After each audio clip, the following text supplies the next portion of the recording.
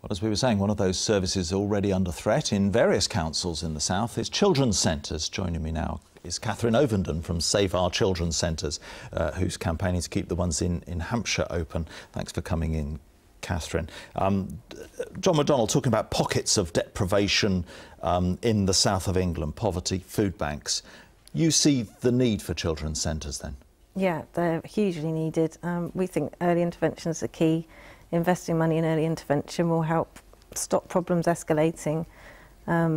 Everything's based at SureStart, the maternity care, breastfeeding support, support for benefits, accessing food, everything's there. But people often think of our area as prosperous, as the councils as maybe less deserving than some of the ones in the Midlands and the North. But you see some of those mums who are struggling looking after their children and who need the support, you say? Yeah, and from all walks of life, in every community. That's the great thing about SureStart at the moment in Hampshire. They're in each community. Everybody who lives in that community can walk there and everyone can mix together and share their experience, and that's what we're really keen to protect. And Mrs Cameron appears keen to protect as well. She does. Mum knows best. Is that right? OK. You campaigned before. You managed to convince, I think, Hampshire County Council that they should change some of their plans. Yeah, they did. They kept them open. And down the line, here they are closing again. So do campaigns like yours actually help? Or do you think you may be successful this time? Surely it's George Osborne you've got to convince. Well, I've written to the Prime Minister and the Queen. Right. So I'm going to hopefully speak to them to get... We're not allowed to know what the Queen thinks, of course. No. But, but I've asked. Yes. But in Hampshire, we've got 54 centres. Southampton City Council, we've got 14 centres. So Hampshire County Council, we're going to cut to 11. So as a county, we'll have less than Southampton City Council. And Dorset have got 27 for their whole county, which I don't think is enough either. But at least it's going to be better than 11. I mean, we'll come and well, let's ask you first of all now.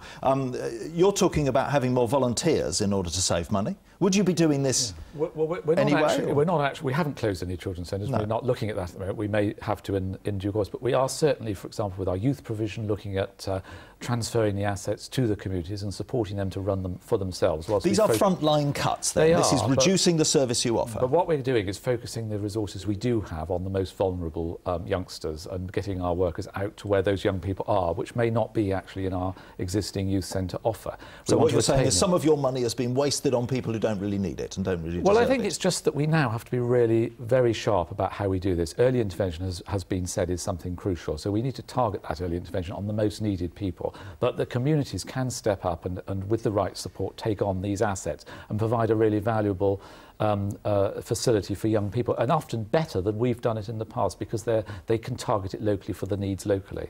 So, Catherine, what do you say to that? I completely disagree. I think any family can be in need. I was in need. I didn't tick the boxes. And which boxes should... To be a needy family and vulnerable. My family wasn't vulnerable in terms of ticking those boxes, but I really needed their help and support. Yeah. So I think that's completely wrong.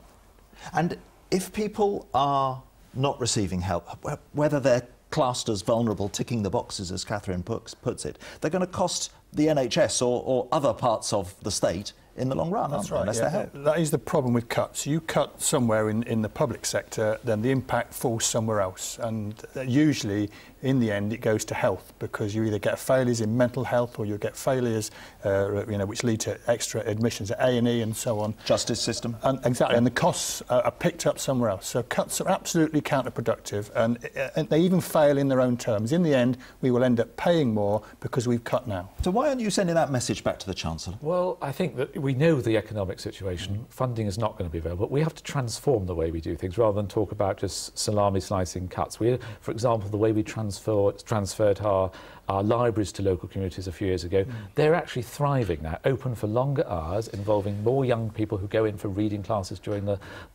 reading competitions, that sort of thing, over the summer holidays. They're actually thriving on a lower budget. So that's the way forward. There is, frankly, no way we're going to get extra money from the government to do this. So we have to find different ways. There were people who campaigned against those library cuts, and are you prepared to accept this argument that some things need to change, or are you just going to say, no, this mustn't happen? No, it mustn't happen, because it will cost more money, and they need to support women in society especially. I'm really passionate about that, because Iceland have done that and their economy is amazing now. They've got 40% of Parliament are women. And I think you have to start at the start, and if you don't support women and their families in the community, I went on a confidence building course at SureStart and I think it worked. Well, I'm so passionate about it. Right. And Hampshire have got £19 million in transition funding.